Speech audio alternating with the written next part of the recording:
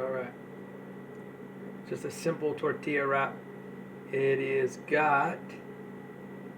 I don't even know what this lettuce is called. What is it? Some kind of lettuce romaine? I don't even know what it is. Sometimes I buy this. Sometimes I buy it and it looks the same, but it's purpley on the outside. It's organic. That's the good thing. The cucumber isn't, because there's still three plus dollars for one organic cucumber, and the tomato isn't. The tomato gets washed in vinegar and water, and then scrub with my hands. The green onion is organic. The basil is as well.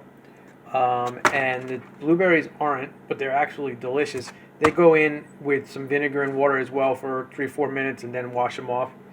And so there is the cucumber, the lettuce, the green onion, the tomato, the basil, the blueberry, and I think that's it. I warmed the tortilla up a little bit.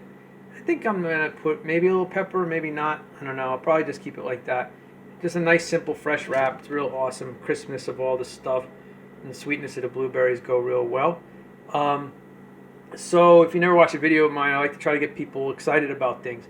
So I tried to do indoor farming last year, or I'm doing indoor farming last year since October 2021. It's now June 4th, 2022, and it's gone really, really well. One time I had an aphid, overnight aphid, like billion manifestation, an infestation that I had to take care of. It ruined my pepper plants and white flies on my tomato plants. I did some neem oil on that and everything, but I decided to let them grow out, take what I could get, and then bag the plants and cut them at the base and throw them away. That seemed to help, and over the last few months I've been taking care of it. I've been spraying the soils ahead of time, and if I see a white fly, I just get rid of it as fast as I can. I'll show you what I do with the aphids. When there's not a lot of aphids, it doesn't bother me that much. They're kind of cool looking little bugs anyway. You hate to kill anything in life. But let's see here. So let me show you that. Also, I eat one meal a day. And one meal a day, organic, non-GMO, as raw as I can, and vegan, of course. And you buy only things like that can be recycled. I learned about 2 years ago, my place, the two places, they take number ones and twos as far as plastic goes, but they don't take 3, 4, 5, 6, and 7s. They take cans and bottles. They take regular shipping cardboard. They do not take any more in 2 years. A lot of these, and you can look online. Look online. People making videos like me, and independent, like professional companies are making it, and they're showing the in-depths of the recycling programs, especially in America, because China was the biggest buyer, and then they would ship it to other Asian countries as well, and they stopped doing it. So like boxes, cereal, crackers, snack boxes, any kind of bags, even if they say recycling on the bag, guarantee you're never going to be able to get anywhere, or hardly anywhere, to put it to get it to recycled, let alone drop it off, then get it recycled. So like chips, snacks, crackers, cookies, they don't take that stuff a lot of places. It's definitely by me they don't take it. For 2 years they stopped taking it because of the printing on it and everything like that, and the wax. So do your best.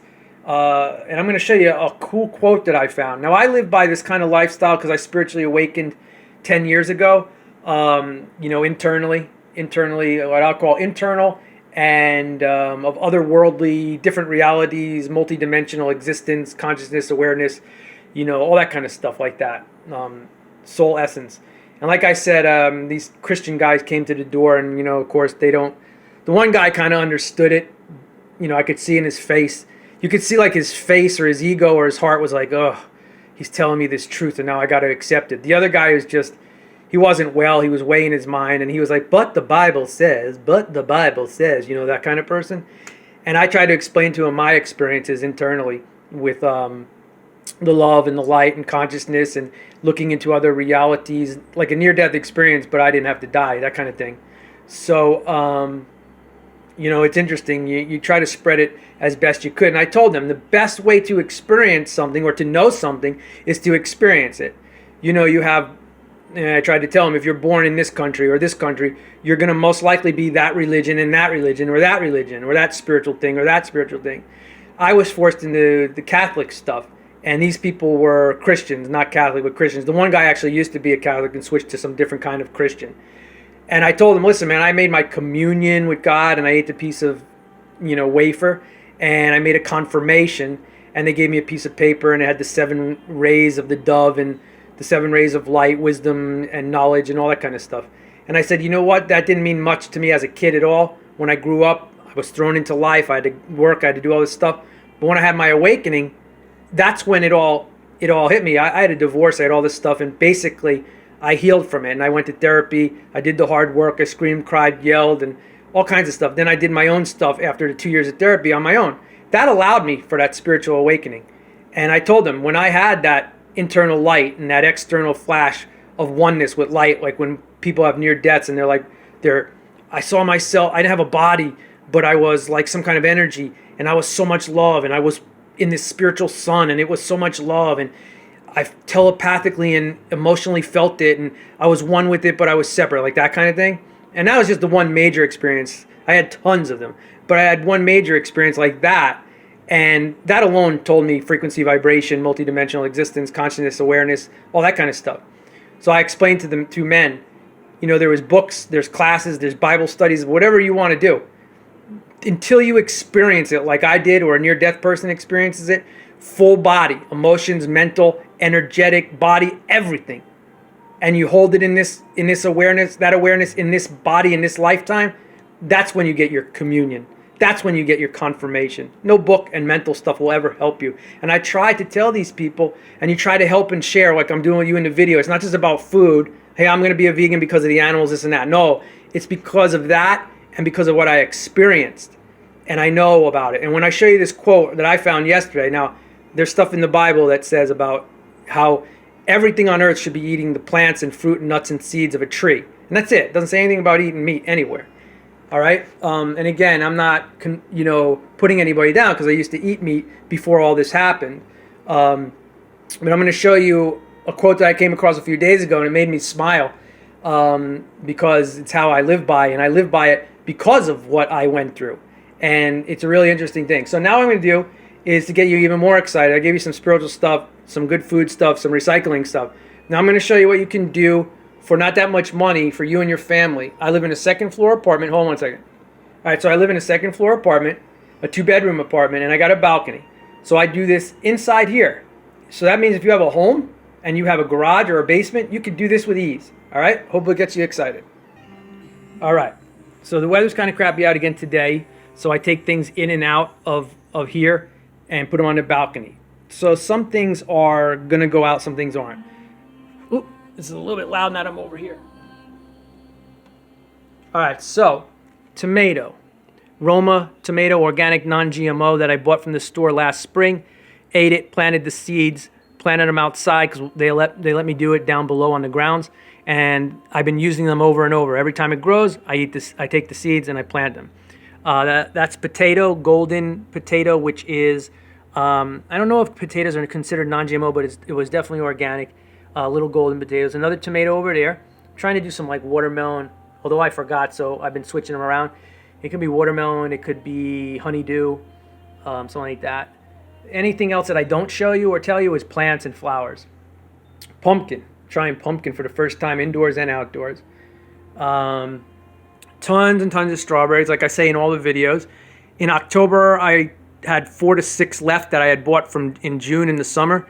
They did a couple well outside. Some of them just didn't go well. I brought the 4 to 6 up, and now I have, I think, including this one that's growing now, this baby, will be 29. That's from October to June 4th. 29 out of 4 to 6. And you can see them flowering, fruiting. All right. Outside, I got some more stuff, but I think that's food. I got trays of lettuce because it's nice and cool out there. So I got 3 different lettuces, of spinach, and radishes growing out there. I may even have a tray of cucumber. In here is going to be some more like watermelon, cantaloupe type things. That is a dwarf blueberry. It flowered over the winter or in the fall, and it never produced berries yet. Everything I'm talking and telling you about, I started last year outside in the spring, and then inside in October. Another dwarf blueberry. Oh, I also have a dwarf thornless raspberry outside. but the white flies, they hide in there. And I don't know if you know about raspberries, but the leaves grow incredibly close together. And I shake it and you try to spray it. It's really hard to keep a white fly off of anything, but definitely off of something like a raspberry that it's almost impossible to get underneath the leaves. So I cut it down for the second time and see if it will grow back this time. All right, so one style of cucumber. Down on the ground, I have 4 different cucumber species, I guess you call them, growing. And again, with the tomatoes, I got 3 of them in this pot. And then I got yellow peppers, and if you didn't know, these are red bell peppers, non-GMO organic, ate it, put the seeds, regrew it. But you can eat this as green. It will grow as like a solid green pepper, and then when it's just before it turns red, you can eat it as green. But I like them to go to red. New for this year is these long, thin, silvery violet, cucumber-like eggplants. And then I got some Brussels sprouts, which I'm having a little bit of issue with. Some celeries. That's been here since the last spring. I've cut it twice to eat it, and I cut it twice because of white flies. I got some carrots. And non-GMO organic for all this stuff. Social garlic, been there for 3 years. After the initial stemming and flowering, it hasn't done that again. Even when I put it outside, which stinks, garlic. They call it social garlic because it's very light flavor in garlic. That's why I call it social. And the flowers are edible. I eat everything except the bulbs. I never dug the bulbs up. Outside, also on the balcony, I started another pot of peppers and tomato. So when these are done harvesting, they'll be right behind them. So that'll be cool. And I got a lot of herbs and onions and sage and oreganos and rosemary and all that kind of stuff out there starting as well. All right, so if you're not familiar with strawberries, here's that baby I was showing you in the other room. That's usually around this thickness. That other one is really thin. I never seen it like that. So this one should be ready to go. It probably rooted. I'll double check it to make sure it rooted. And there's what the flowers smell so nice. And then they're burying. The snapdragon flower grew in there. So they're all, strawberries. And some more strawberries. This one's a massive one. This one almost looks like it grew two plants in one. And as you can see here, there's a whole bunch of berries there and a whole bunch of berries here. So that's cool. More flowers. And then this is the herb section. Basils. More basil will be over there. Some cilantro, some basil, some parsley. The parsley in the garden from this is like 2 feet tall, and it's about a diameter of 1.5 feet. It's awesome. You cut it, it grows. It's so awesome. These are just some flowers and stuff like that. So let me take you in the other room and tell you about the stand and the lights. So you can grow whatever you want. Remember, I said I had all the lettuces and stuff outside. And as you can tell, the different sizes of those were babies. Like about 2 weeks ago, they were about 1/4 of the size. So they're growing fast. And you can see the height is pretty high compared to the rest of the shelves. I did that on purpose. Everything grows, no matter if it's flowers, babies. These shelvings are 3 feet, 16 inches, 6 feet high, 5 adjustable shelves. You can get them white, black, or chrome. And if you think 16 inches isn't wide enough, these are 8-inch pots. And that's a 5-gallon bucket. So you can see how nice it goes. All right? $63 total with tax and shipping and everything on Walmart online. GE grow lights, 2 feet, 4 inches, 3 inches. They're white looking, but they're a red and blue spectrum from seed to fruit. And $40. One time they were $30, then they went up to $38. If you get them for under $50, you're doing well, because they're normally like $50 to $55, and they're 2 foot, and they work incredibly well. You don't need the 3 foot ones unless you get a wider rack. Do yourself and get the 2 foot ones. So on this rack alone, if you did something like I'm doing, you're looking at, let's say, top price 40, and 40 for the lights is 80. 80 and 60 is 140. You're looking at $150 maybe for one rack in systems like this. Remember, it has 5 shelves. I'm only using the 3 here. Okay? The other room had the most that I just showed you last. All right? And I think that's about it to show you here. So you can grow whatever you want. Hopefully it gets you excited about everything I said. And again, everything's consciousness and awareness. So like you say, yeah, but the Bible, most people will say, yeah, but the Bible. When you talk to people from Buddhism, real Buddhism, and maybe some Hinduism, spiritual science type people, not the ones that worship each individual deity as like a god. That's ridiculous. It's really just like ancient Egypt and stuff, the gods and everything. It's a creational story. It's a breakdown of God into the universe and into the galaxy and then out onto Earth and stuff like that. But when you talk to other realities and the Puranas, the Vedas and the Buddhism texts and the Taoism type stuff, they can talk to you back and forth with this. They don't say, yeah, but the book says this and the book says that, because their book matches what I do. They just tell it in long, huge, winded stories and verses, but it's a more of a spiritual science that they understand. And again, it's not like the whole country of India does that, because obviously just look at the country in India or China. They don't all do that. It's smaller amounts of people that understand that stuff, unfortunately. But when you're dealing with Christians, unless they're some kind of really awake Christian mystic science type person, but the Bible says, and it's like, wow, you can't even get past that. Like, it's almost like you don't even have a conversation with those people. You just plant the seed, you speak nicely, you try to expand that spiritual science knowledge and wisdom, and hey, be the Christ within, basically. All right, so that's that. So yeah, don't get all up in arms if you're a Christian or something, or you don't understand things or whatever, but the truth is the truth, and you're supposed to evolve. You evolve in every way. So like my diet evolved from, I ate meat and stuff like that. Then I went to less and less meat, to just fish. And I used to box, wrestle, work out like crazy and stuff like that. And used to need all this protein and 60 grams of protein. And then I had this awakening. And it wasn't just about what I'm telling you now. It was like government corruption, the kind of the BS in the Bible type stuff, that there's the good spirit science stuff, and then there's the total irrelevant nonsense to keep people's minds and keep them in fear and guilt and all that kind of stuff. And the government corruption, and what about free energy technology and stuff? Because once you have an awakening and awareness and you understand the physical and non-physical with our bodies and what our bodies can do, then you also look at the ancient world and you say, wait a second, you can see free energy technologies or clean technologies for whatever they were doing, melting stone, mixing concrete, or cutting stone, or levitating stone, or lighting up the place, or holding a vibration of consciousness, or keeping the planet's weather stable, stuff like that. So you look at all that, not just one thing, like the Bible says. No, you look at everything, and you see it as above, so below, as within, so on earth, as within, so without, in the external world, or heaven within and heaven on earth. But you have to see it as science, and you have to see it as spiritual, and you have to see it as a spiritual, sacred science. So I'm sharing that tonight, and sometimes I share that in videos, sometimes I don't. But that's why there's more to it. So now let me show you that quote, because I almost forgot that.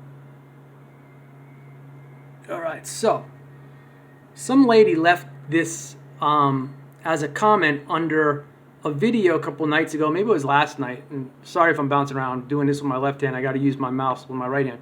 So where is it here? Where's my, trying to see on the camera here. Over here, okay. So if you ever seen, like, all over the world, especially in Mesopotamia, in the Middle East, where Iraq was, ancient Sumer or Babylon, but even in the Central and South Americas, and even in other parts of the world, you'll see people, they call them the gods or something, well, and again, I'm not going to get into this now, but, right away people say, well, they must have been extraterrestrial. Yeah, maybe some of them could have been. Maybe they could have been a higher conscious human being, which they probably most likely were, right? Or what we would call Atlanteans or something. There's all kinds of things. And like I said, I'm not going to get into that and talk about that kind of stuff. But they carried these handbags. So there's pyramids all over the world. There's massive temples all over the world. Some are exactly the same. Some are similar in their construction.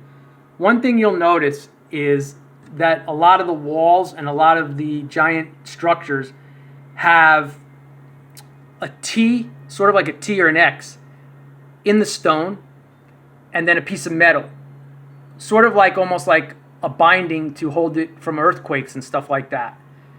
And it's the same design all over the world. So if you look at, like I said, an awakening, it ain't just spiritual, it ain't just about God or this or that or what we are inside as consciousness. But you got to look at the whole world and say, wait a second, they taught us in history hardly anything. Then you look at the alternative stuff that I'm talking about, and you say, well, wait, they weren't even supposed to have a boat back then or a wheel back then or all this. How did they have the same giant things that they built? How do they have the same earthquake-proof, like metal rod things in their buildings and stuff like that? Well, here's another one, a handbag. Is it a handbag? Is it a bucket? You have to see the picture. Just look up like handbags, ancient Sumer or something like that in the pictures, and you'll see what I'm talking about.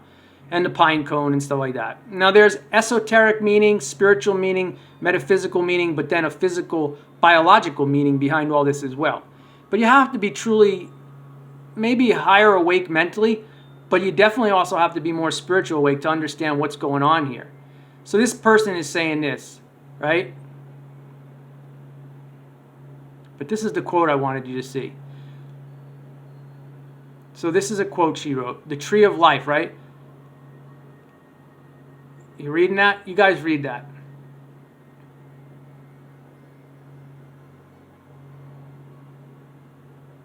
While cooking was universally employed, immediate in the Adamic sector of Eden, which meaning the higher conscious people of Eden, basically, the higher conscious people.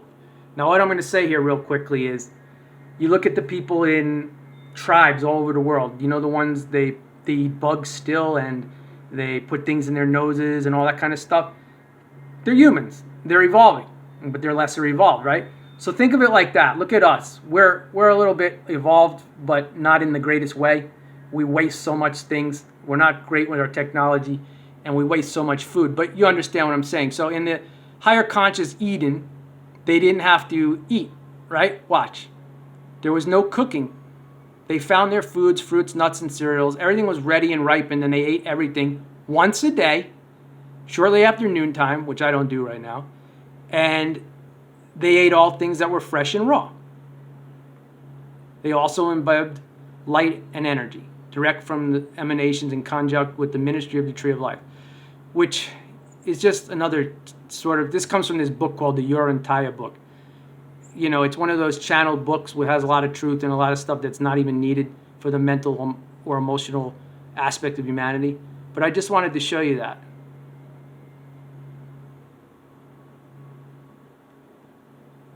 All right? Okay, so now you see the importance of knowing who and what you are as a human, as a soul, as a spark of consciousness, of living, loving awareness and light within. And what about the rest of the world? What about ancient world? What about diet and food? There's a lot of meaning. You cannot just be a but the Bible is. But the Bible says. But Jesus did this for us. No. No, no, no, no, no, no, no. All right?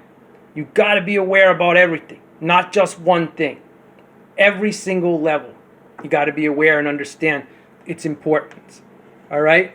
Those people in the ancient world, that tree of life, like that little quote said, was a metaphysical, spiritual thing, was sort of like a biological technology thing.